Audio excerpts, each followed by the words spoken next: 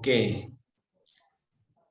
Nah, pada malam hari ini Bapak Ibu, kita bertemu lagi di kelas filsafat. Malam hari ini kita mendalami satu pemikiran dari John Locke tentang epistemologinya, yaitu tentang empirisme. Nah, apa itu empirisme? Nanti kita akan bersama melihat cara pikir dan cara pandang dari John Locke ini sendiri. Tapi alangkah baiknya seperti biasa, saya ingin memunculkan 1-2 pertanyaan untuk kita semua. Pertanyaan yang bisa dikatakan memancing kita berpikir berdasarkan apa yang sudah kita alami selama ini deh. Nah, saya ada pertanyaan demikian. Menurut Anda, Bapak Ibu, saudara-saudari terkasih, yang mana duluan nih? Telur atau ayam? Menurut nggak usah dipikirkan secara susah, tapi ya pikirkan, jawab saja simpel-simpel. Kita ingin memunculkan satu jawaban sederhana. Ya, silakan Pak Misan untuk menjawab. Ya, terima kasih Pak Wisti. Menurut saya telur, Pak. Halo, terdengar?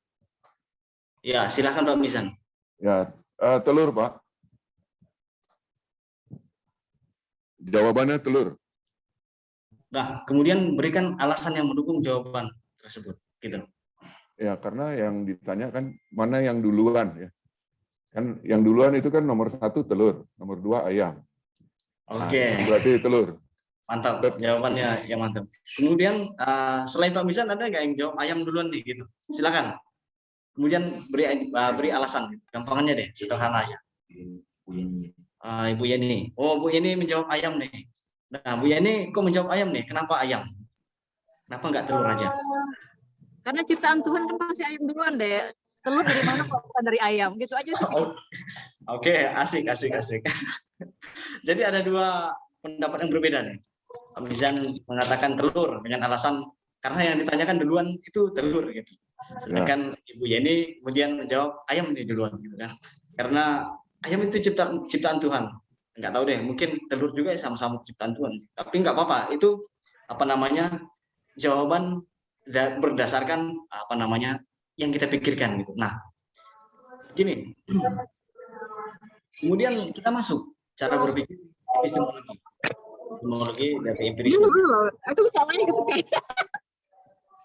Pertanyaannya memang sederhana dan jawabannya juga seharusnya sederhana, tapi cara memunculkan dan juga bagaimana sih kita bisa sampai ke jawaban atau pengetahuan tersebut itu yang penting. Kita ingin melihat jawaban tersebut dari sisi empirisme malam ini, gitu. Oke. Nah, mari kita lihat apa itu empirisme. Oke. Empirisme dari katanya sendiri berasal dari bahasa Yunani, yaitu empiria atau empiros, yang berarti pengalaman. Pengalaman ya. Kemudian empirisme itu dikatakan sebagai pandangan yang menyatakan bahwa semua pengetahuan manusia itu berasal dari inderanya. Nah, indera itu apa aja sih sebetulnya? Gampangnya indera ini ada mata, ada tangan atau indera penyentuh, ada telinga, kemudian ada hidung, ada indera pengecap. Nah, inilah instrumen yang menurut kaum empiris yang menjadi sumber dari pengetahuan manusia itu sendiri. Kelima indera manusia ini, mata, telinga, hidung, indera pengecap, dan juga indera peraba. Nah, kemudian semua ide yang ada dalam pikiran manusia itu tak lain merupakan abstraksi atau kumpulan dari pengalaman indrawi manusia sendiri, gitu. Nah, gampangannya begini, apa yang ada di kepala manusia, yaitu berupa ide, berupa pikiran, itu sebetulnya tak lain muncul dari indera kita sendiri yang sudah merasakan pengalaman. Begitu gampangannya. Secara spesifik nanti kita akan melihat nih, bagaimana sih proses pengetahuan itu didapatkan oleh indera dan kemudian diolah oleh akal manusia. Oke. Tapi gampangannya dari sini kita sudah mendapat gambaran bahwa yang berperan penting dalam menghasilkan pengetahuan manusia itu adalah inderanya. Indera manusia. Itu 5 panca indera. Oke. Nah, karena itu semua pengetahuan secara diperoleh dari data indrawi dan kemudian diolah oleh akal. Nah, ini menjadi penting. Semua data yang kita peroleh dari pengalaman indrawi itu kemudian oleh akal itu diolah. Gitu. Ide tersebut diolah dan menjadilah pengetahuan itu sendiri. Lebih lanjut. Nah, kita tadi sudah melihat gambaran secara umum empirisme itu apa. Kita ingin melihat John Locke itu sendiri sebagai pelopor dari empirisme yang memang secara sistematis mengatakan empirisme itu harus dipahami melalui indrawi kita untuk mendapatkan pengetahuan. Secara singkat, John Locke merupakan seorang yang lahir di Inggris pada tahun 1632.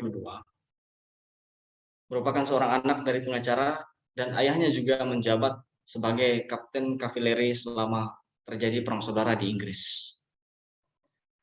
Kemudian dia juga pernah tinggal di Prancis selama beberapa tahun, kemudian kembali lagi ke Inggris karena kesehatannya terganggu hingga tahun 1704, dan pada tahun yang sama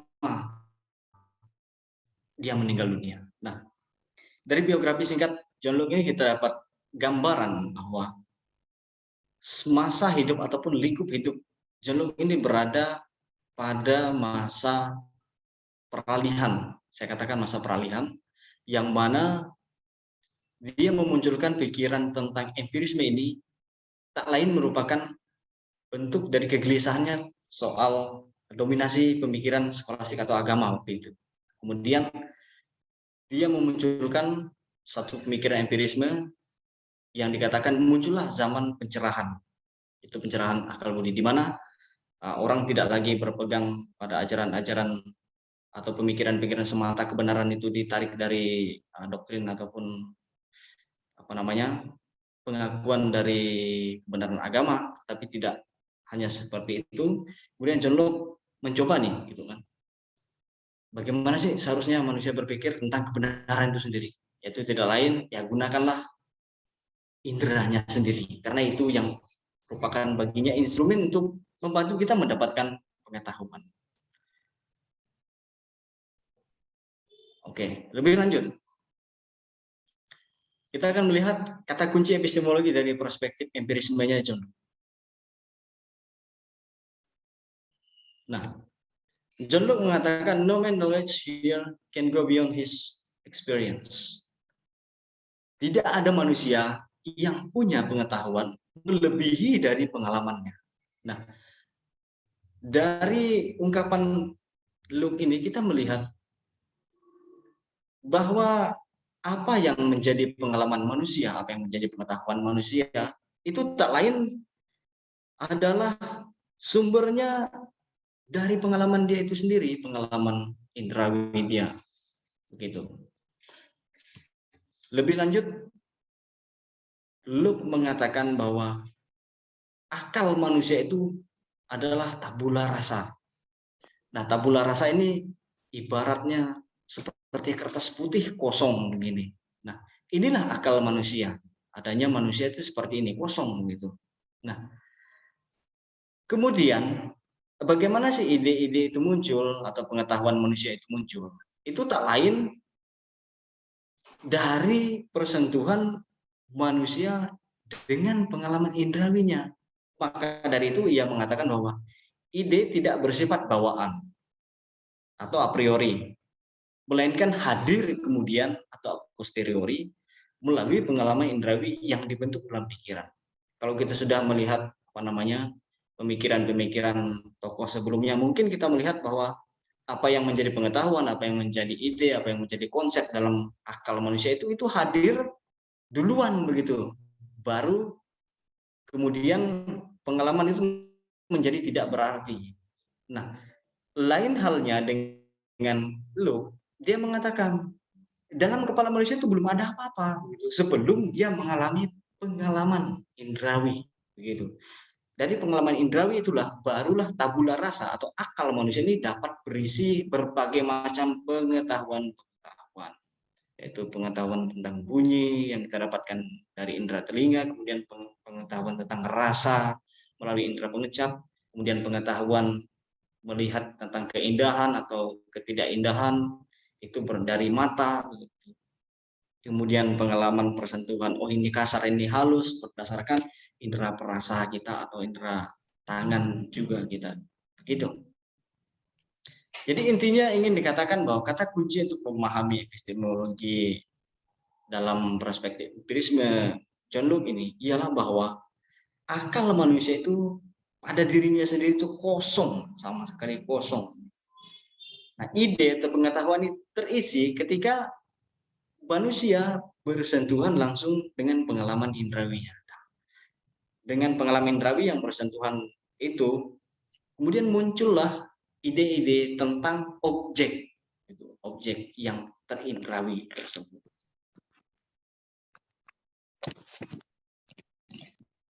Kemudian lebih lanjut, pertanyaan awal, jika akal manusia itu adalah tabula rasa atau kita katakan itu kosong ataupun bersih gitu, belum ada apa-apanya. Nah, bagaimana sih bagaimana bisa kemudian pikiran punya objeknya? Dan kemudian dari mana objek itu bisa datang? Ini menjadi pertanyaan besar bagi kita untuk menjawab. Kalau kita mengatakan dan mengikuti pikiran epistemologinya John Locke, yaitu empirismenya itu, akal manusia itu tabula rasa loh, kata John Locke. Lalu bagaimana bisa muncul ide?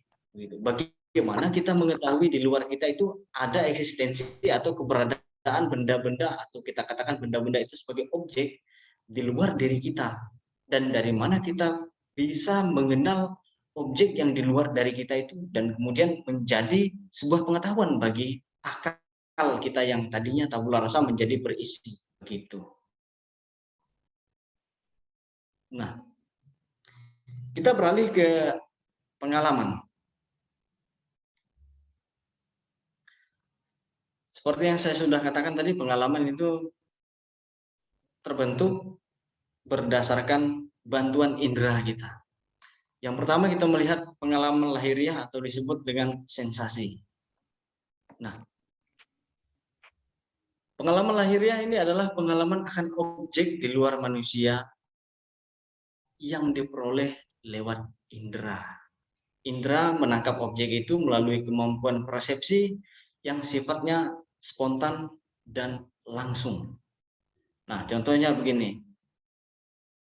Misalnya kita ambil gambaran ataupun permisalan yang sederhana saja. Halo. Ya. Kok putus-putus ya, Pak? Jadi yang mana? Oh, sama mirip yang itu, yang Bapak Malam bilang kok. Dorin. Saya sudah jelas sama mirip sama Pak Suryanto bilang itu loh, Pak. Kan Pak Indra. Halo? Kita di sini nggak masuk ke room, kita nggak usah ke break room, kita hanya kita sendiri satu sendirian soalnya.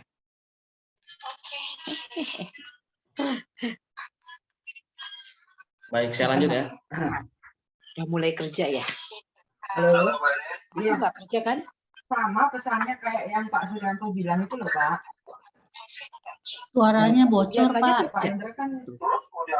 Iya, saya bilang kan. Lanjut aja, Pak Wisti. Cuma jauh nggak dari rumah kerja? Oke.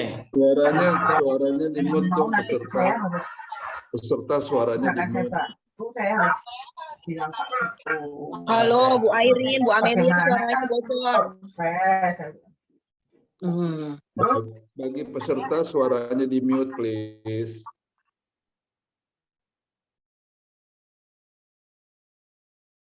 Oke, sudah saya mute-kan.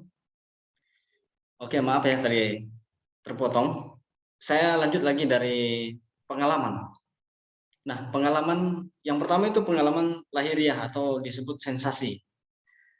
Pengalaman ini adalah pengalaman akan objek di luar manusia yang diperoleh lewat inderanya. Indera menangkap objek itu melalui kemampuan persepsi yang sifatnya spontan atau langsung. Nah, seperti yang sudah saya katakan, pengalaman lahiriah yang sifatnya spontan atau langsung ini secara sederhananya di mana indera kita itu menangkap objek-objek yang berada di luar kita. Nah, kalau kita mau mengambil permisalan yang sederhana lagi, contohlah, semisal kita melihat sesuatu yang merah membara, merah membara, kemudian ketika kita pegang itu adalah sesuatu yang panas. Oh, akhirnya kita sampailah kepada kesimpulan bahwa itu adalah api, begitu. Nah, ide tentang api ini muncul ketika kita sudah mengalaminya terlebih dahulu, di mana kemungkinan kan kita memegangnya panas nih, gitu. Kita mendekatinya terasa panas. Ketika kita melihatnya, oh merah nih membara, gitu kan, memunculkan asap. Gitu kan. Nah, dari informasi yang kita tangkap berdasarkan indera mata dan indera perasa tangan kita itu, indera mata yang melihat warna merah padam, kemudian indera peraba kita merasa bahwa itu panas. Dari data-data indrawi tersebut, semua data yang terhimpun masuk ke akal kita yang tadinya tabula. Kemudian akal itu mengolah data tersebut dan muncullah ide atau pengetahuan tentang api yang panas, yang membara. Gitu. Gampangannya seperti itu. Itu pengalaman lahiriah. Kemudian yang kedua adalah pengalaman batiniah atau refleksi. Nah, pengalaman batiniah ini gampangannya merupakan cara kerja pikir atau kegiatan mental. Ini hadir dalam bentuk aktivitas berpikir, aktivitas berkehendak, meragukan atau meyakini objek tersensasi tersebut. Nah, tadi kita sudah melihat data-data yang kita dapatkan berdasarkan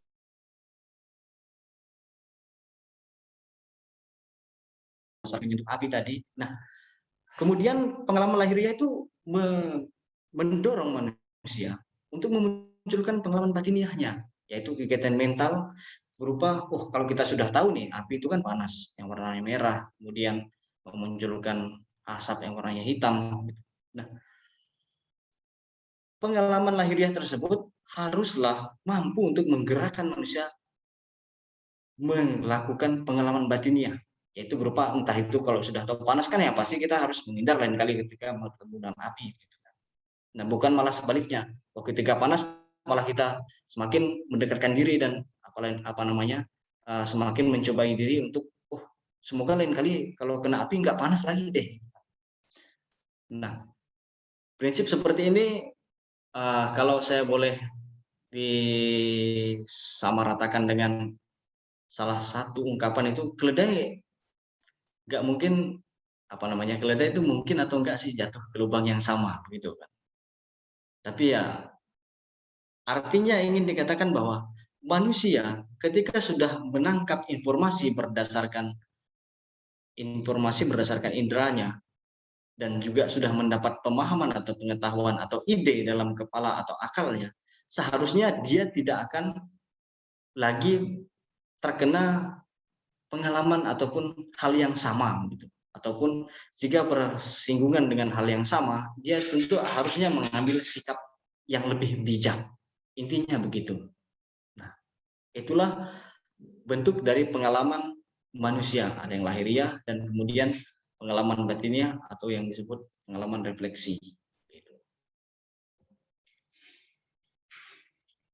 Nah, pengalaman batiniah itu memunculkan ide-ide. Ada dua ide. Yang pertama itu ide yang bentuknya simpel, yaitu perpaduan pengalaman lahiriah dan pengalaman batiniah. Contohnya di sini ada ide yang diterima dari indera manusia. Saya mengambil contoh, tempat duduk yang fungsinya untuk manusia bisa meletakkan panggulnya saat duduk, ini kemudian disebut kursi atau bangku. Ini merupakan ide yang simpel, yaitu perpaduan antara pengalaman lahiriah dan pengalaman batiniah. Nah, di sini gampangannya untuk mengerti ide yang simpel ini bahwa semua data yang diterima oleh indera kita itu kemudian diolah oleh akal dan muncullah suatu ide yang disebut sebagai representasi terhadap objek tersebut. Nah, ini misalnya kita lihat tempat duduk.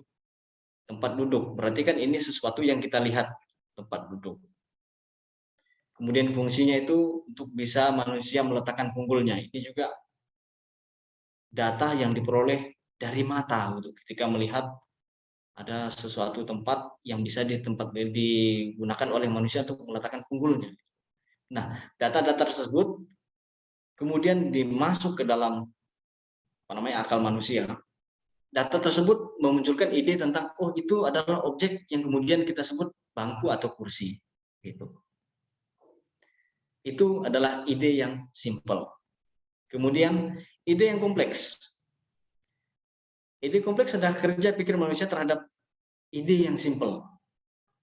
Ide kursi tadi atau bangku yang diperoleh kemudian dipikirkan secara lebih kompleks yang menghasilkan bentuk kursi yang memiliki sandaran, pegangan tinggi yang proporsional bagi orang untuk duduk. Nah, ide kompleks ini gampangannya penerusan atau kelanjutan dari ide yang simple. Tadi kan data-data yang sudah kita peroleh dan juga membantu kita untuk membentuk suatu ide atau pengetahuan dalam kepala kita tentang suatu objek.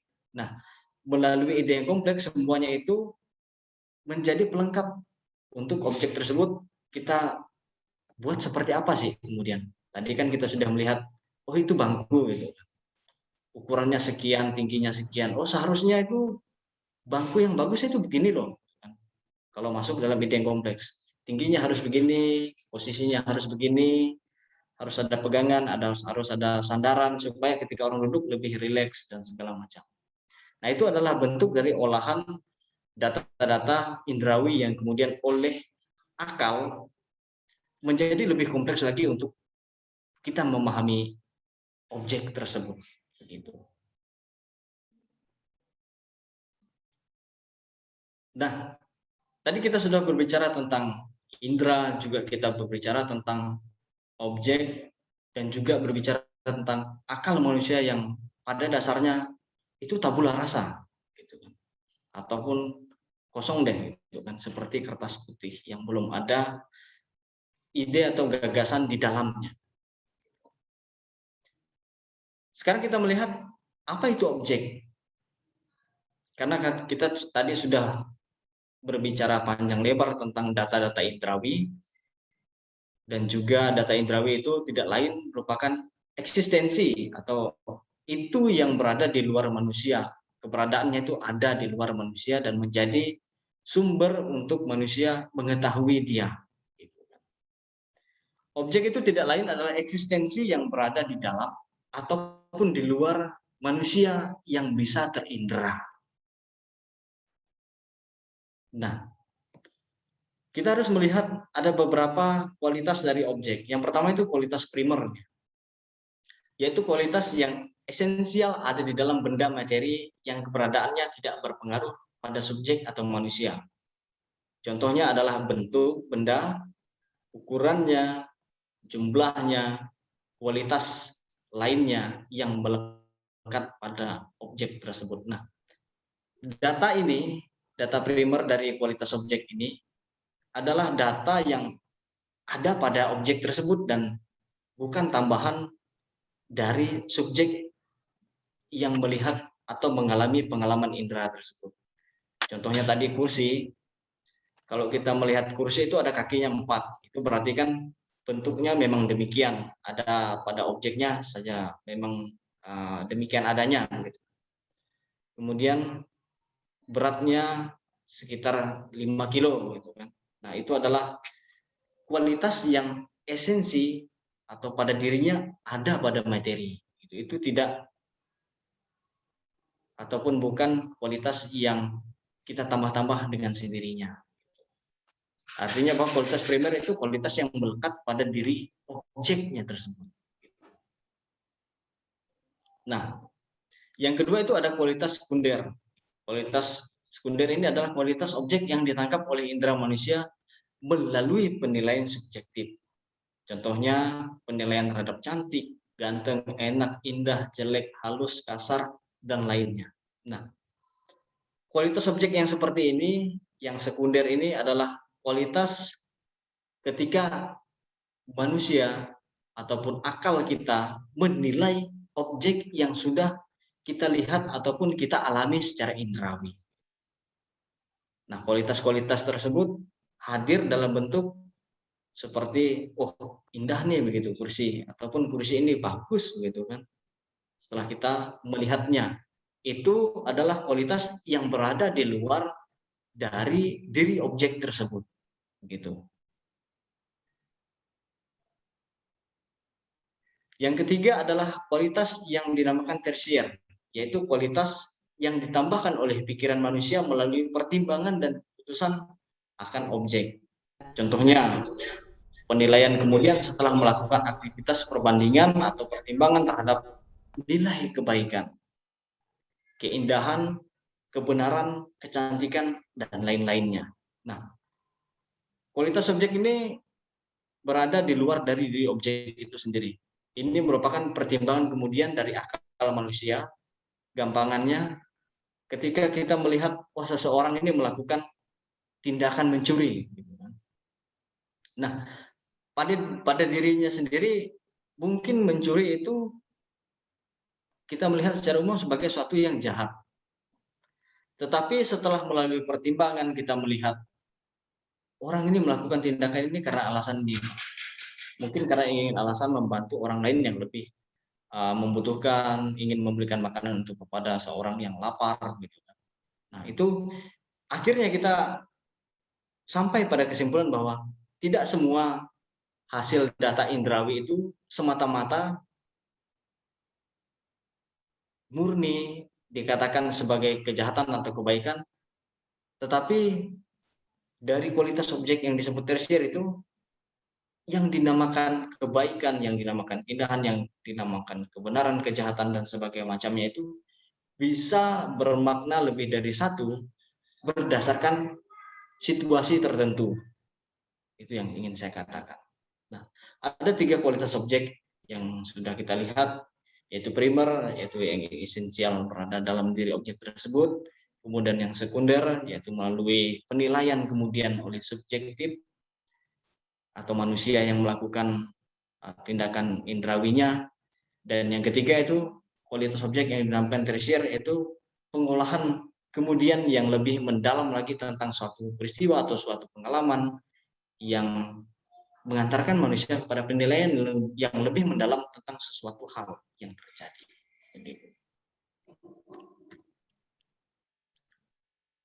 Kemudian kita masuk pada relasi ide dan objek.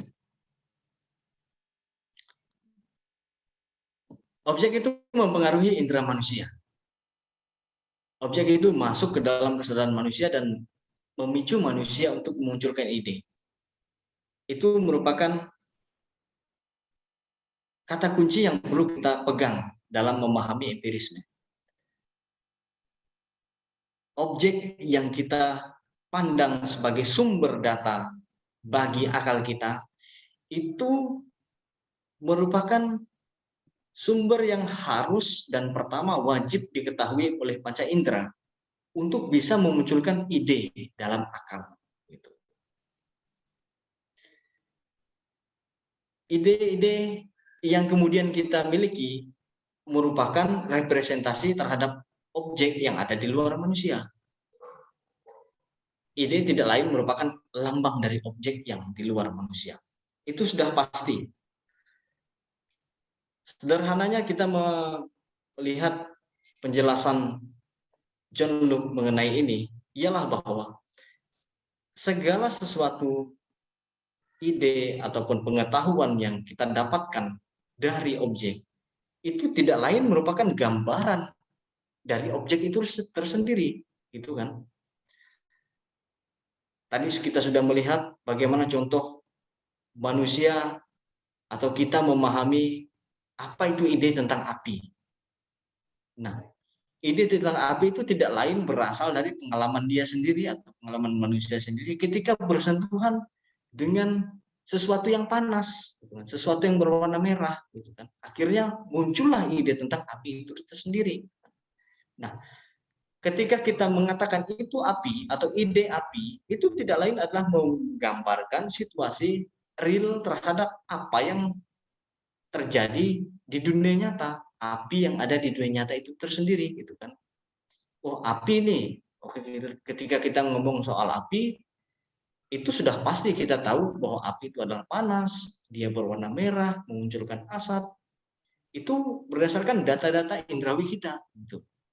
Nah, data indrawi tersebut terolah oleh akal dan muncullah ide tentang api itu tersendiri. Begitu.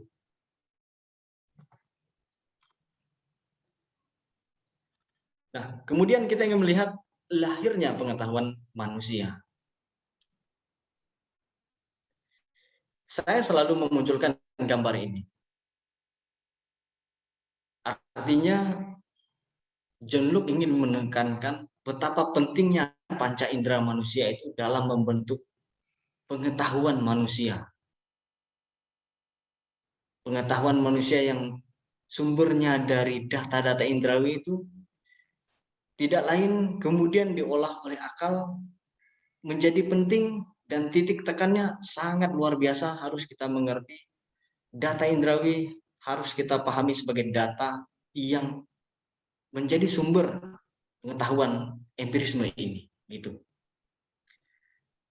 John Locke mengatakan bahwa pengalaman itu tak lain merupakan sebuah pemahaman persepsi dalam akal tentang hubungan yang berbentuk kesesuaian atau ketidaksesuaian dari ide kita terhadap objek. Nah, gampangannya memahami ini ialah bahwa ide atau gagasan atau pemikiran kita tentang objek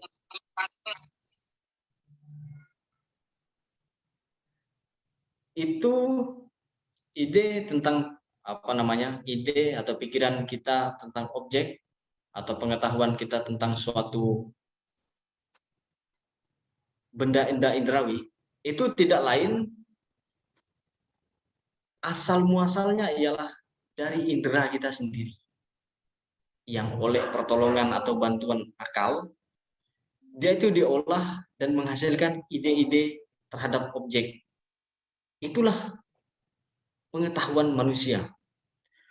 Secara sederhana yang kita katakan bahwa pengetahuan manusia tidak lain adalah pengetahuan dia tentang benda-benda atau objek-objek terindera yang kemudian diolah oleh akal untuk dipahami sebagai pengetahuan, gitu.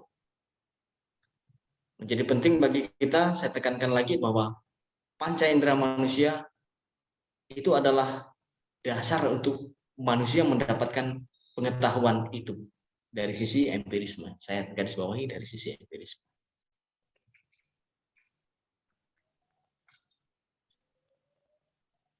Kita ingin melihat batas-batas pengetahuan karena kalau kita berbicara panjang lebar tentang sumber pengetahuan dan juga bagaimana manusia mendapatkan pengetahuan, agaknya seperti liar begitu. Liar dalam arti, manusia itu bisa dengan semaunya mendapatkan pengetahuan karena masing-masing manusia kan punya panca indera yang berfungsi untuk mendapatkan pengetahuan dan juga memberikan penilaian terhadap pengalaman indrawinya sendiri untuk dijadikan pengetahuan. Nah, maka dari itu supaya tidak keluar jalur pemahaman tentang apa itu sih sebetulnya pengetahuan, maka John Locke mengatakan beberapa hal sebagai batasan-batasan untuk pengetahuan manusia. Itu seperti akal berduri-duri dan itu terlepas sedikit-sedikit dari paru-paru saya. Jadi saya merasakan ada nafas yang tambah lega dari saat. Oke. Yang pertama itu John Locke mengatakan bahwa pengetahuan manusia itu dibatasi oleh ide yang kita miliki. Nah, dan ide itu sendiri dibatasi oleh pengalaman manusia. Jelas. Artinya bahwa yang disebut sebagai pengetahuan manusia itu tak lain adalah pengalaman dia sendiri. Begitu. Nah, sesuatu dikatakan bukan sebagai pengetahuan manusia itu kalau dia belum mengalami pengalaman itu sendiri, begitu gampangannya. Nah, jadi agak bersifat subjektif pengetahuan manusia ini. Artinya bahwa tahu terhadap sesuatu ataupun objek, itu pengandaiannya haruslah dia merasakan atau mengalami kejadian atau pengalaman itu tersebut. Ketika orang belum merasakan atau mengalami pengalaman tersebut, maka dia disebut sebagai orang yang belum memiliki pengetahuan sama sekali. Ini yang perlu digarisbawahi dari sisi empirisme. Mungkin agak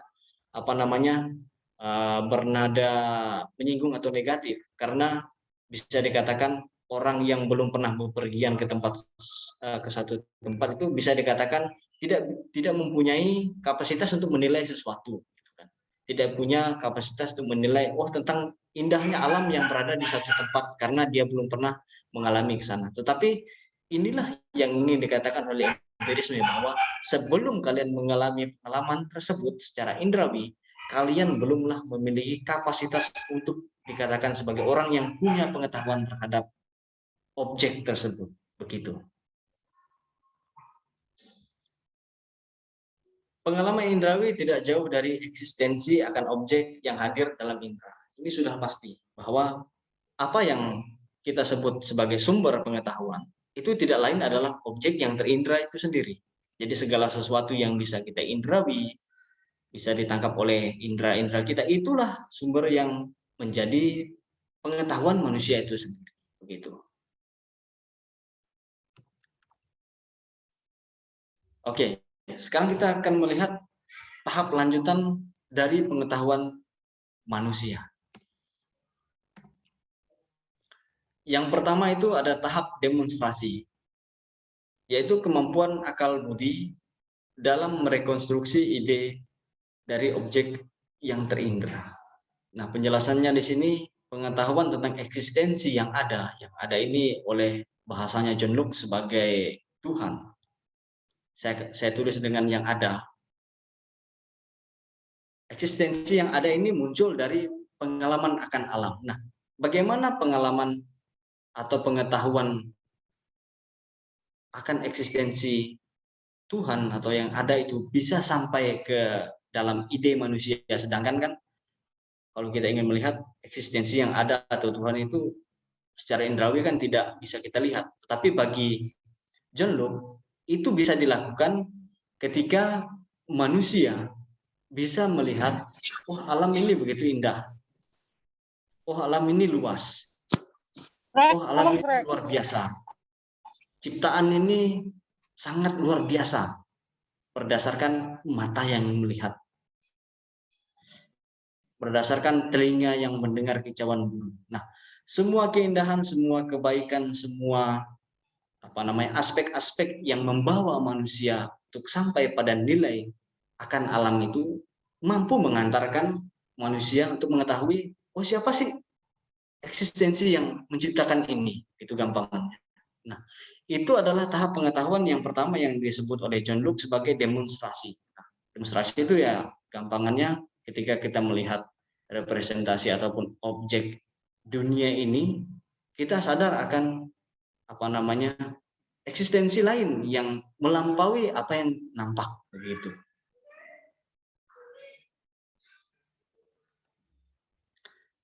Yang kedua itu ada intuisi, yaitu pengetahuan yang hadir dalam diri kita sendiri. Nah, tadi kita juga sudah melihat bagaimana manusia itu bisa sampai kepada pengetahuan karena ada objek di luarnya. Nah, objek itu pada dirinya sendiri sudah kita lihat juga bukan hanya eksistensi yang ada di luar manusia, tetapi diri manusia itu adalah objek juga begitu. Nah, itu disebut oleh John Locke sebagai intuisi, yaitu pengetahuan yang hadir dalam diri sendiri, yaitu pengetahuan akan eksistensi diri kita sendiri, di mana pikiran kita memikirkan keberadaan diri kita sebagai objek yang terindra. Nah, intuisi ini mengarahkan manusia untuk mampu berpikir ataupun mampu untuk melihat dirinya sendiri juga, bukan hanya mampu melihat objek yang berada di luar dirinya.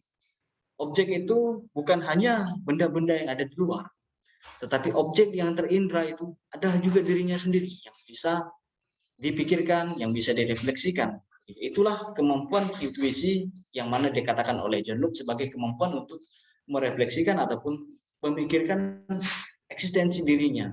Gitu. Yang ketiga tadi kita juga sudah melihat soal sensasi, yaitu pengetahuan aktual. Tadi kita sudah melihat pengetahuan aktual itu pengetahuan secara langsung, di mana kita mengalami pengalaman persentuhan atau pengalaman melihat, pengalaman mendengar, pengalaman mencium, pengalaman mengecap itu secara langsung dengan objek, dan dari situ kita sampai kepada kesimpulan yang oleh ide atau akal kita memunculkan gagasan-gagasan tentang pengalaman yang sudah terindra tersebut. Nah, ada 3 bentuk munculnya pengetahuan ini, yaitu demonstrasi, intuisi, dan juga sensasi, yang mana di bagian sensasi ini ada tekanan terakhir yaitu soal memori. Nah, yaitu pengetahuan berdasarkan kebiasaan atau habitus, yaitu pengetahuan akan eksistensi benda-benda yang sudah kita ketahui melalui ingatan. Seperti yang saya sudah katakan tadi, ketika kita tahu tentang ide api, yang dari data-data indrawi kita tahu itu panas, itu warnanya merah. Kemudian melalui memori kita tahu bahwa api yang panas itu menjadi sesuatu objek yang harus dihindari ketika kita mengalaminya di kemudian hari. Itulah yang dikatakan sebagai memori, yaitu pengetahuan akan objek yang pernah kita alami, dan di kemudian hari pengetahuan yang sama ketika kita merasakan pengalaman yang kurang lebih sama, itu kita tahu oh itu adalah objek api begitu, atau objek es yang dingin. Objek api karena kita sudah mengalaminya dan juga sekarang kita mengalami hal yang sama, jadi kita tahu itu adalah api yang sama, yang memiliki panas yang sama, yang memiliki warna yang sama, yang memiliki kepulan asap yang sama dan bara yang sama juga begitu.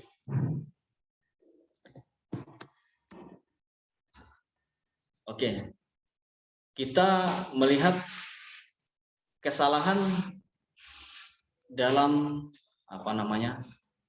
membentuk pengetahuan. Ada beberapa hal yang dikatakan oleh Locke sebagai bentuk-bentuk kesalahan dalam membentuk pengetahuan manusia. Karena kita sudah melihat tadi, sepertinya pengetahuan yang dihasilkan oleh manusia berdasarkan empirisme ini adalah sesuatu yang sangat subjektif sekali maknanya. Maka dari itu, John Locke ingin menegaskan beberapa hal ini untuk kita jangan sampai salah dalam membuat pengetahuan berdasarkan data indrawi yang kita dapatkan. Yang pertama itu adalah John Locke mengatakan soal kemalasan atau kurangnya kemampuan dalam mengolah objek terpikir. Nah, begitu. Nah, kemalasan atau kurangnya kemampuan dalam manusia mengolah objek yang terpikir ini, saya rasa pada dirinya sendiri manusia itu mempunyai kebiasaan untuk melihat sesuatu secara sederhana. Secara sederhananya bisa dikatakan, melihat atau menilai suatu keadaan berdasarkan pertimbangan atau egonya sendiri. Nah, gitu. Sehingga yang disebut sebagai pengetahuan akhirnya sangat bersifat subjektif dan berlaku bagi dirinya sendiri.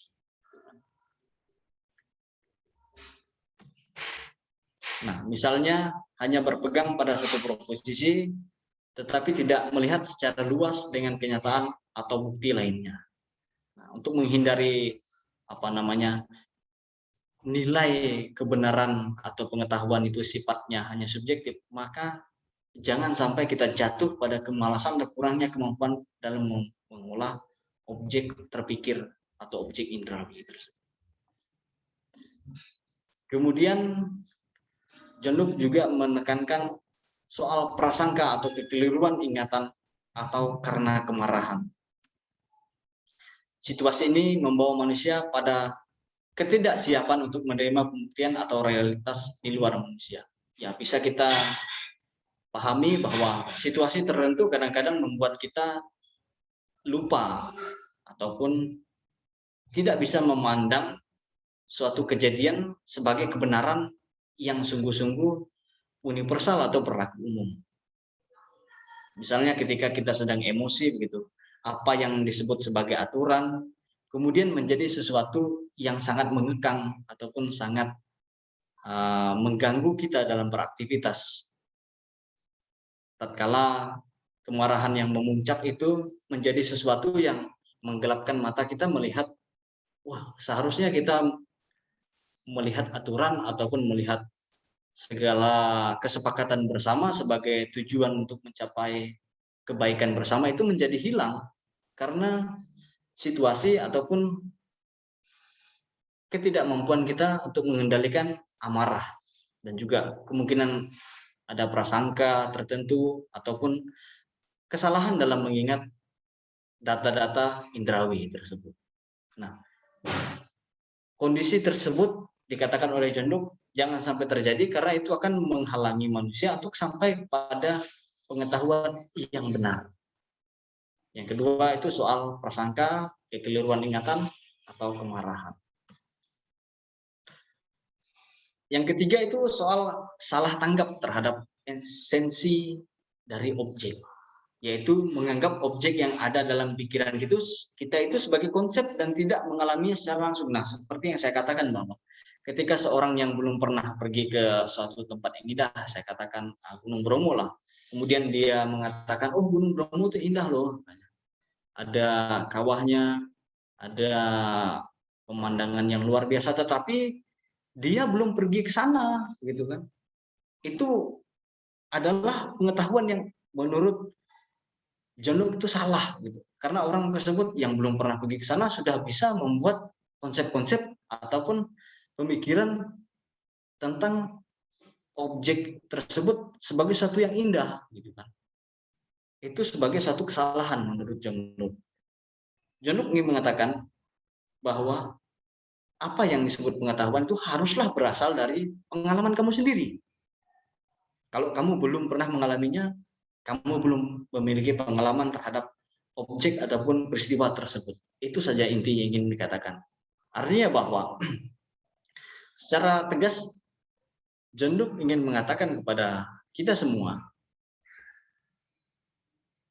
pengetahuan disebut sebagai sesuatu yang dimiliki manusia. Itu tak lain ketika manusia itu mengalaminya sendiri, begitu. Karena dia sudah bisa dibuktikan berdasarkan data-data empiris, data-data lapangan, data-data observasi dari dirinya yang sudah mengalami pengalaman indrawi tersebut, begitu. Kemudian yang keempat itu mengabaikan kualitas objek. Tadi kita sudah melihat soal kualitas yang primer, kualitas yang sekunder, dan kualitas tersier. Kualitas primer itu tidak lain adalah kualitas yang melekat pada dirinya sendiri objek tersebut. Kemudian kualitas sekunder adalah penilaian kemudian dari manusia yang mengalami pengalaman, dan juga yang tersier adalah penilaian lebih lanjut terhadap sesuatu seperti tentang kebaikan, tentang kejahatan, tentang keindahan gitu, berdasarkan pertimbangan tertentu situasional ataupun pertimbangan yang disesuaikan dengan keadaan begitu. Nah, keempat hal ini bagi John Locke perlu ditekankan ketika manusia ingin memiliki pengetahuan yang betul-betul mengarahkan kepada sesuatu yang benar. Jangan malas dalam mengolah objek terpikir, kemudian jangan banyak berprasangka atau mengutamakan amarah, dan juga jangan sampai kita keliru dalam mengingat objek yang sudah pernah kita pahami. Kemudian jangan sampai salah tanggap terhadap esensi objek. Jangan sampai kita mengatakan objek tersebut sebelum kita mengalaminya. Dan yang terakhir itu jangan sampai kita mengabaikan kualitas objek itu sendiri, yaitu kualitas yang ada pada dirinya sendiri, kualitas yang kemudian kita olah, dan kualitas yang selanjutnya kita pertimbangkan berdasarkan situasi tertentu. Nah, mari kita lihat selanjutnya itu kebenaran berdasarkan empirisme.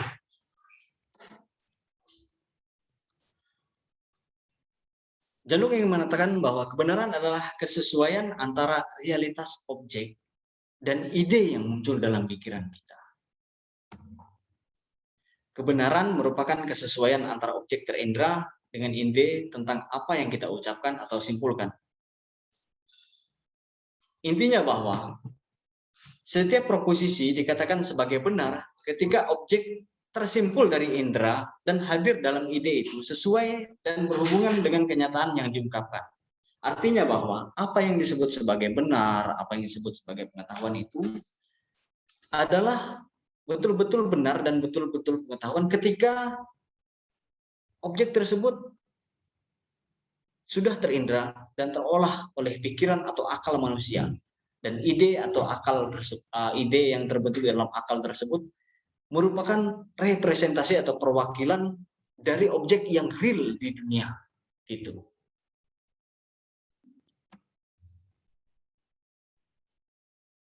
Kemudian beberapa penegasan terhadap akal budi manusia.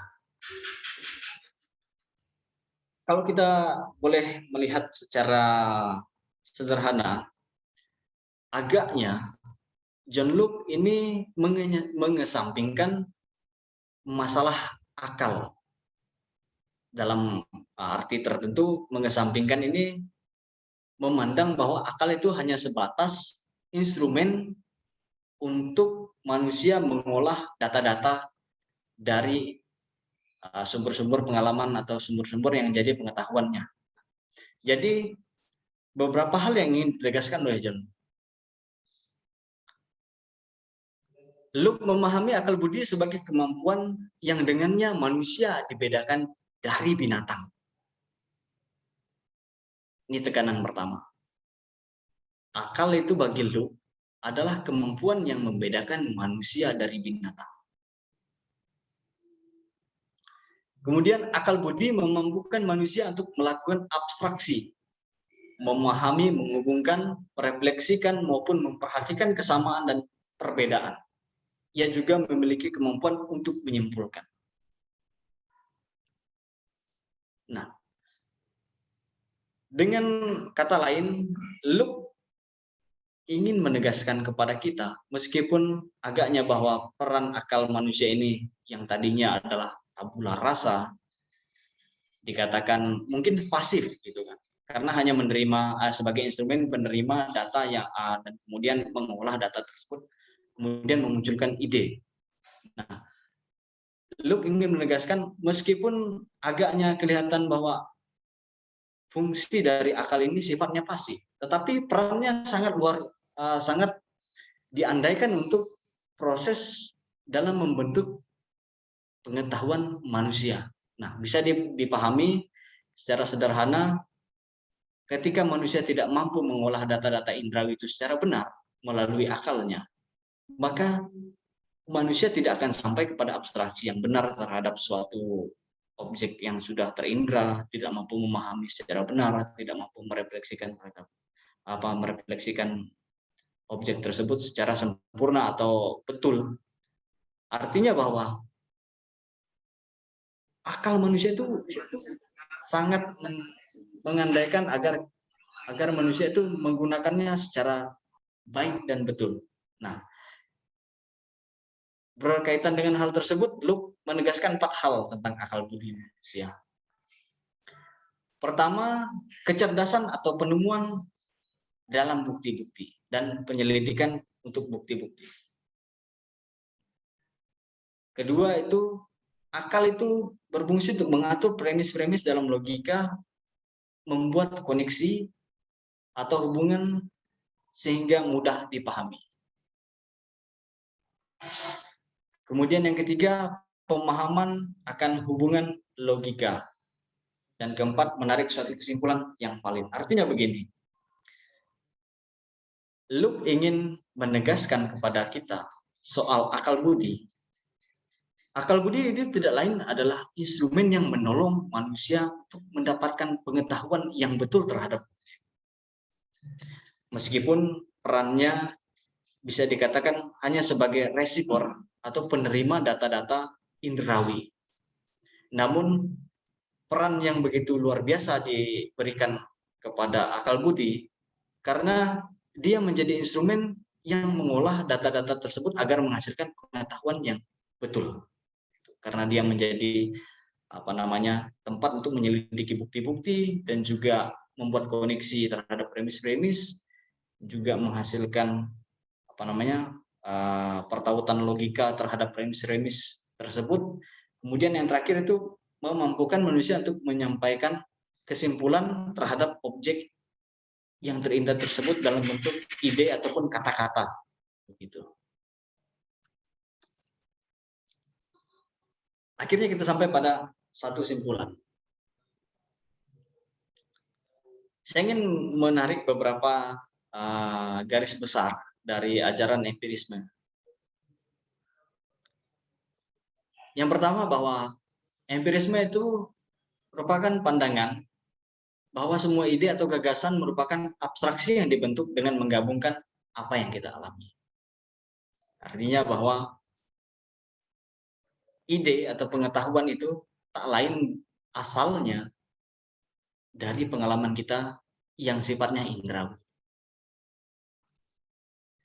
Kemudian pengalaman indrawi adalah satu-satunya sumber pengetahuan dan bukan akal atau rasio itu pada dirinya sendiri. Artinya bahwa pengetahuan manusia itu sifatnya hadir kemudian setelah mengalami suatu pengalaman indrawi, bukan suatu pengetahuan yang hadir sebelum kita mengalami atau disebut sebagai pengalaman yang a priori, atau kita sudah punya konsep loh sebelumnya dalam kepala. Itu bagi empirisme tidak. Manusia mempunyai pengetahuan itu dia harus mengalami dulu, bukan dia belum mengalami lalu dia punya pengetahuan. Itu sebagai sesuatu yang salah menurut empirisme. Gitu. Kemudian yang ketiga itu semua yang kita ketahui pada akhirnya bergantung pada data indrawi. Yang keempat, semua pengetahuan turun secara langsung atau disimpulkan secara tidak langsung dari data indrawi.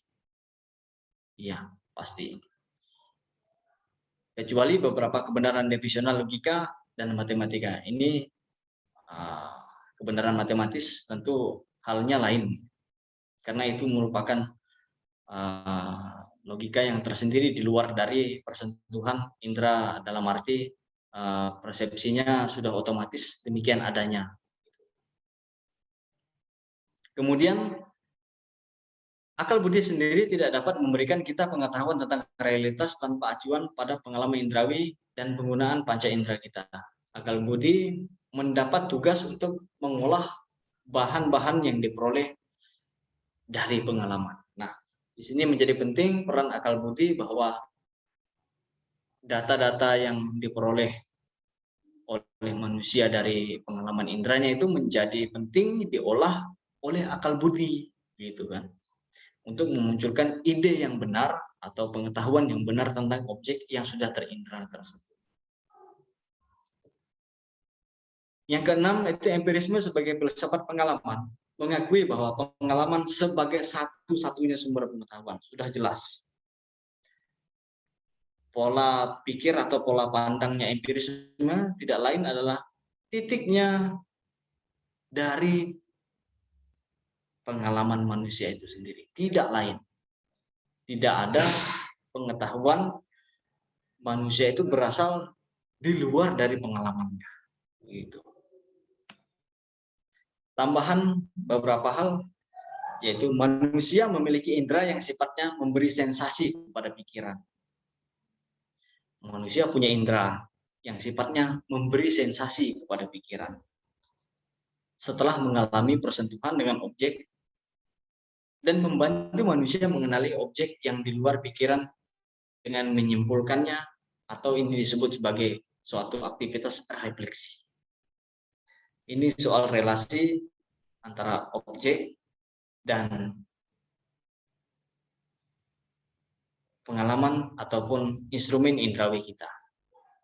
Kemudian pengetahuan diperoleh dari pengalaman indrawi yang memberi sensasi bagi pikiran manusia dan pada gilirannya memicu pikiran untuk menghasilkan sebuah ide atau pengetahuan tentang objek yang terindra tersebut. Artinya ada korelasi setelah instrumen indrawi kita menangkap objek, korelasi selanjutnya atau hubungan selanjutnya ialah bahwa akal itu secara otomatis harus mengolah data-data indrawi tersebut untuk memunculkan ide tentang objek yang terindrawi dari benda-benda tersebut.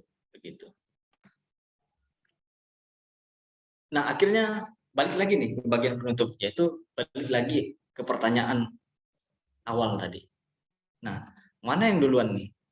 Telur atau ayam? Kita balik lagi ke pertanyaan awal. Silakan untuk menjawab berdasarkan empirisme.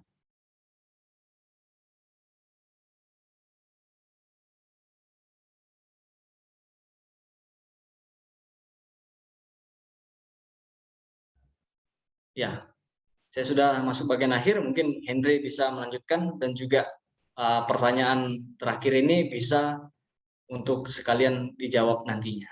Ya. Terima kasih Wisdi yang telah memaparkan begitu banyak materi yang bagus sekali bagi saya. Mungkin ada yang ingin bertanya, silakan open mic saja biar kita diskusi bersama dengan pertanyaan mana yang duluan, telur atau ayam.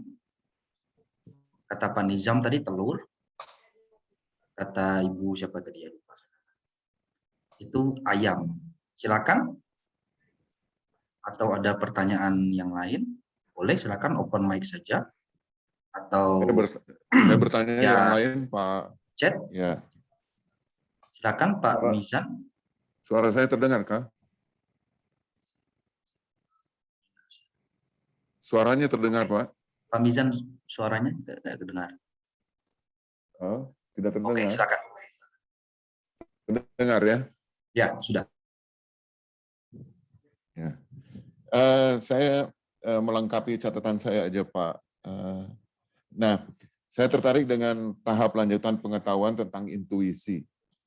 Nah, jadi tadi disebutkan bahwa intuisi itu sanggup untuk membuat kesimpulan atau pengalaman tersendiri, gitu. Karena kalau menurut saya antara demonstrasi dan sensasi, intuisi itu yang tertinggi.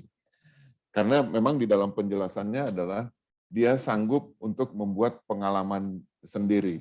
Nah, pertanyaannya begini, ini pertanyaannya kepada yang sebelumnya gitu, bahwa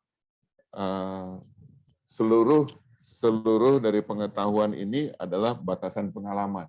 Nah, bagaimana dengan tentang intuisi tersebut? Kalau kesimpulan saya, intuisi itu seperti tidak ada batasnya ya.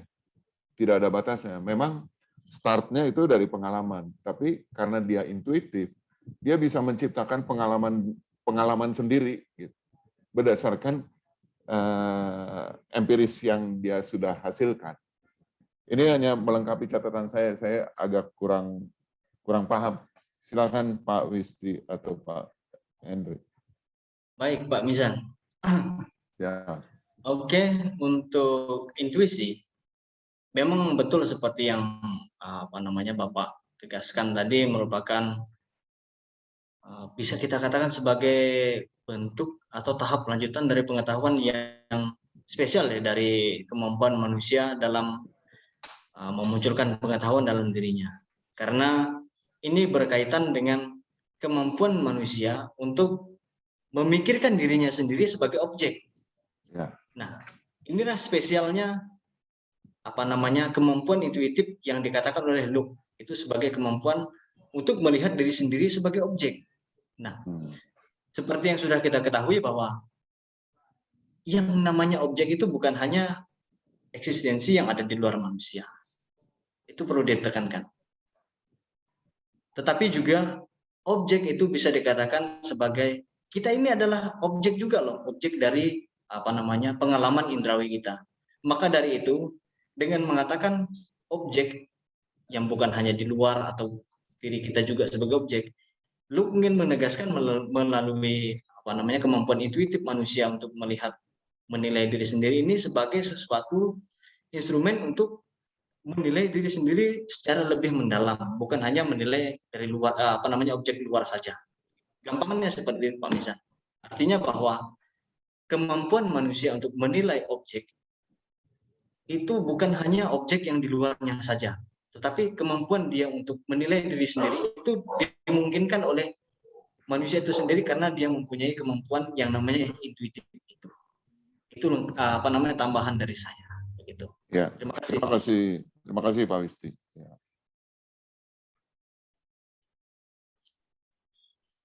Terima kasih Pak Wisti, Pak Mizan. Yang mungkin ada pertanyaan lain dari Ibu Ibu Yeni ya tadi kalau nggak salah. Oh ya, Ibu Yeni yang tentang ayam dan telur, silakan open mic saja. Atau ada yang lain ingin bertanya? Kalau mungkin nggak nyaman bertanya langsung, mungkin via chat juga bisa bacakan langsung.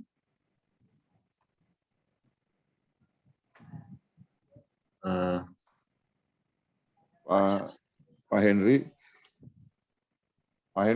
Oh ya, silakan Pak Mizan.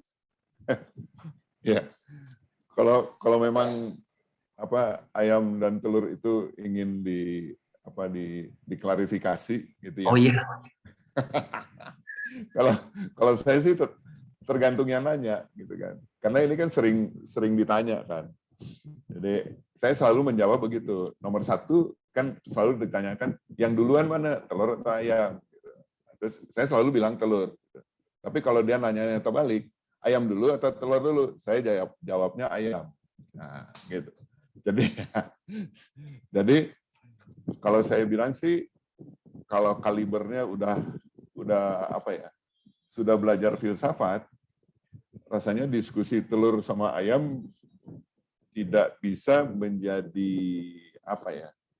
tidak bisa menjadi satu kajian gitu. Nah, saya lebih tertarik yang tadi, yang tentang intuitif ya, karena intuitif itu bisa menciptakan atau dia berpikir bisa membuat pengalamannya sendiri gitu. Nah, sekarang balik lagi, kalau misalnya kita sudah belajar intuitif, kita kembali lagi ke pertanyaan telur dan ayam gitu kan. Kesimpulannya adalah ini pertanyaan yang membawa kita kepada satu kebingungan baru gitu. Karena apa? Pertanyaan ini dasarnya tidak ada gitu, tidak berdasarkan pada pengetahuan. Pertanyaannya gitu. Nah, karena tidak berdasarkan pengetahuan, berarti jawabannya juga bisa asal-asalan gitu. Gitu, Pak Henry. Terima kasih. Mungkin Pak Wisti ada mau ditambahkan? Saya setuju dengan pendapat Pak Mizan. Memang betul bahwa pertanyaan ini sangat receh gitu, receh betul. Dalam arti bahwa kenapa sih pertanyaan yang sederhana ini dilontarkan kepada kita untuk dibahas secara lebih secara bingung gitu. Ujung-ujungnya kita sampai kepada kebingungan, betul kata Pak Mizan. Tapi inti yang ingin saya mau sampaikan kepada kita sebetulnya begini. Ini merupakan pertanyaan yang betul-betul memang sederhana, sebetulnya. Tetapi ketika kita sudah mengetahui pola pikir dari empirisme, pertanyaan yang sederhana ini sebetulnya bisa dijawab secara luar biasa. Nah, makanya di bagian ujung ini saya ingin mengatakan bahwa, ini empirisme menggugat jawaban atau pengetahuan itu haruslah berdasarkan indera kita. Mata, dalam hal ini mata. bukan jawaban berdasarkan simpulan konsep atau ide yang semata berasal dari olah pikir tanpa campur tangan indera manusia. Nah, kalau kita mengikuti secara baik pertemuan-pertemuan sebelumnya, mungkin kita melihat suatu loncatan yang luar biasa untuk pemahaman empirisme ini. Karena kalau kita melihat dari pemikiran Plato, ya saya loncat lagi ke pertemuan sebelumnya, bahwa pengetahuan itu tidak lain dari olah pikir atau dunia ide. Dunia ide. Artinya itu sama sekali muncul dengan sendirinya di pikiran manusia gitu. Oh, manusia itu punya pengetahuan tentang ide gitu kan. Nah, sedangkan empirisme ini mengatakan bahwa kamu itu nggak punya ide apa-apa, kamu tuh nggak punya pengetahuan apa-apa loh. Pengetahuan kamu itu didapat ketika kamu mengalami itu sendiri berdasarkan indera kamu. Nah, itu titik tekan yang ingin dikatakan oleh empirisme. Dan kalau kita ingin pertautkan dengan pertanyaan sederhana ini, ya sebetulnya ingin menjawab telur atau ayam dulu itu menjadi jawaban yang kemudian, tapi titik tekannya ialah apakah kamu mengalami itu enggak, gitu sih sederhananya. Terima kasih. Ya. Hanya karena kasus ayam dan telur jadi panjang ya. That's funny thing, but keren.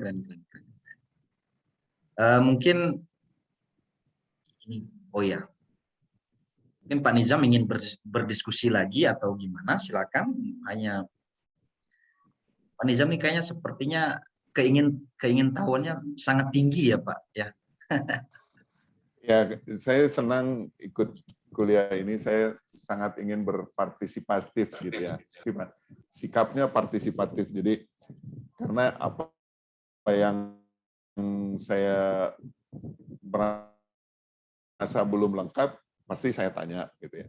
Nah, terus yang kedua adalah sangat membantu saya gitu dalam diskusi-diskusi di luar gitu. Jadi misalnya ketemu teman gitu ya, ketemu di dalam rapat gitu ya. Jadi saya masih ingat Pak Trio yang pertama itu saya ingat banget gitu ya, bahwa kita segala sesuatu ada satu, terus kemudian benar, baik dan indah. Itu selalu saya bawa, dan itu ternyata 4 kata itu sangat sakti gitu. Jadi termasuk setiap kali perkuliahan tiap Sabtu ini 4 hal ini selalu saya bawa gitu. Nah, jadi kalau misalnya mau diskusi telur dan ayam ditempelkan kepada 4 kata itu, ini nggak ada nyangkutnya gitu.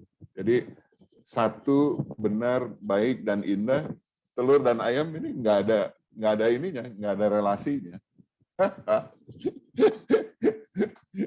Ya, kira-kira gitu Pak Hendri. Pak, saya mau tanya Pak. Silakan. Halo, selamat malam. Pak, suara saya? Ya, silakan Pak. Iya, Pak, karena kebetulan di kelas kita tidak ada pelajaran tentang fenomenologi ya Pak ya. Saya ingin bertanya tentang perbedaan empirisisme yang berdasarkan pengalaman ini dengan pengalaman yang berdasarkan fenomenologi yang ditarik ke dalam sebuah kesadaran gitu. Perbedaan mendasarnya di mana Pak? Fenomenologinya Martin Heidegger ya kalau nggak salah ya. Terima kasih Pak. Oke. Secara sederhana kalau kita ingin melihat fenomenologi, dari katanya saja kita sudah tahu, yaitu fenomena atau kejadian-kejadian. Nah, fenomenologi itu menjadi salah satu kajian filsafat tersendiri yang mana kata kuncinya itu adalah fenomena atau kejadian-kejadian atau peristiwa-peristiwa yang kemudian direfleksikan secara filosofis. Gampangannya seperti itu untuk memahami apa itu fenomenologi. Jadi ketika ada kejadian atau peristiwa atau apa yang terjadi begitu, itu menjadi landasan atau titik untuk berpikir atau diolah secara filosofis. Kalau empirisme itu ditekannya ialah pengalaman indrawi. Pengalaman indrawi bersentuhan dengan objek, atau bisa kita katakan objek itu ya apa yang ada di luar diri kita dan juga diri kita gitu. Nah, memang secara secara tipis-tipis begitu agak sama bentuknya empirisme dan fenomenologi, tetapi titik tekannya yang berbeda. Kalau fenomenologi adalah berkaitan dengan peristiwa-peristiwa yang terjadi yang kemudian direfleksikan. Kemudian kalau empirisme ialah pengalaman indrawi sendiri yang bersentuhan dengan objek yang bisa terindra. Itu tambahan dari saya. Ya, terima kasih Pak. Terima kasih, Wisti dan Pak Herianto Tan. Mungkin ada Bapak-Bapak, Ibu-ibu yang lain ingin bertanya secara langsung, silakan. Tentang materi yang barusan dibagikan. Atau kalau sudah tidak ada lagi yang ingin bertanya, mungkin kita tutup saja kelasnya malam ini. Sebagai tambahan, ada beberapa hal yang ingin saya katakan terkait dengan empirisme. Memang kalau kita ingin melihat bahwa pemahaman empirisme ini sangat lain modelnya dengan entah itu rasionalisme ataupun idealisme atau dialogal yang dilakukan oleh filsuf-filsuf atau pemikir-pemikir sebelumnya. Nah, loncatan luar biasa ini sebetulnya kalau ingin kita lihat, empirisme ini menjadi titik dasar untuk orang-orang zaman sekarang ataupun ilmuwan-ilmuwan itu melakukan riset. Nah, akhirnya kita paham bahwa langkah-langkah ilmiah seperti melakukan riset, seperti melakukan penelitian itu, empirisme menjadi dasar bagi data-data itu ada gitu, menjadi berbunyi. Itulah cikal bakal dari bangkitnya ilmu atau ilmiah, sisi ilmiah gitu. Nah, kemudian kita kenal yang langkah-langkah ilmiah, langkah-langkah dalam ilmu-ilmu itu, dalam observasi, itulah yang kemudian menjadi penerus dari empirisme, karena semuanya itu dilandaskan berdasarkan data-data empiris atau data-data lapangan untuk menghasilkan suatu simpulan dari apa yang dipelajari gitu. Nah, metode-metode ilmiah yang dilakukan oleh para akademisi sekarang ini itu bisa dikatakan cikal bakalnya dari munculnya empirisme ini loh. Gitu. Karena kalau nggak ada data lapangan, karena kalau nggak ada pengalaman, bagaimana kita bisa membuat suatu studi ilmiah? Begitu. Itu saja yang ingin saya katakan. Terima kasih. Pak, terakhir Pak, sebelum ditutup Pak, saya ingin menanyakan kelemahan daripada teori empirisisme ini Pak. Terima kasih Pak. Oke. Kalau ditanyakan soal kelemahan, saya ingin menjawab satu kata saja. Kelemahan dari empirisisme ini adalah nilai subjektif dari pengetahuan itu. Nah, di mana pemahaman akan suatu pengetahuan itu sifatnya sangat subjektif sekali. Karena itu berasal dari subjek sendiri yang menilainya. Tetapi jatuhnya subjek itu, jatuhnya penilaian kebenaran pengetahuan yang pada subjek itu sebenarnya bisa dihindari dengan melakukan apa yang sudah dikatakan Luke tadi dengan beberapa hal. Soal kesalahan, ini. Agar manusia nggak jatuh pada pengetahuan yang sifatnya subjektif, makanya kita harus menghindari 4 hal ini. Supaya pengetahuan atau apa yang kita sebut sebagai kebenaran pengetahuan itu sebagai sesuatu yang benar, jangan sampai kita jatuh pada 4 hal ini dalam membentuk pengetahuan yang sifatnya subjektif. Itu tambahan dari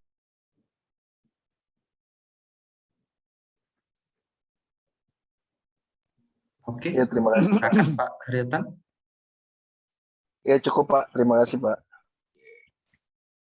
Terima kasih. Sepertinya sudah tidak ada lagi pertanyaan. Dengan ini kelas malam ini kita tutup. Kita buka dengan doa dan kita tutup juga dengan doa. Mungkin Pak Wisti silakan mimpin kembali doa penutup untuk kita. Silakan Pak Wisti. baik. Terima kasih untuk kebersamaan malam hari ini. Sebelum kita akhiri, alangkah baiknya kita berdoa bersama untuk menyempurnakan apa yang sudah kita terima pada malam hari ini. Mari kita bersyukur bersama-sama kepada Tuhan dengan menandai diri kita dengan tanda tangan Kristus dalam nama Bapa dan Putra dan Roh Kudus. Amin. Allah Bapa di surga, terima kasih kami ucapkan kepadamu, Engkau telah memberikan kesempatan kepada kami untuk belajar bersama mendalami pemikiran John Locke tentang empirisme. Tuhan, bantulah kami dalam kehidupan sehari-hari dengan memperoleh pengalaman dan pengetahuan darinya. Kami menjadi manusia yang semakin mampu untuk menerima hidup harian kami sebagai suatu anugerah yang luar biasa darimu dan senantiasa menjalankan hari-hari kami sesuai dengan kehendak dan keinginanmu. Akhir kata ya Tuhan, kami serahkan istirahat malam hari ini kepadamu dan semoga besok pagi kami dapat bangun dan memuji namamu dalam misa kudus. Terpujilah Engkau ya Tuhan, kini dan sepanjang masa. Amin. Nama Bapa dan Putra dan Roh Kudus. Amin. Terima kasih semuanya. Terima kasih, Terima kasih. Pak. Terima kasih. Bapak. Terima kasih.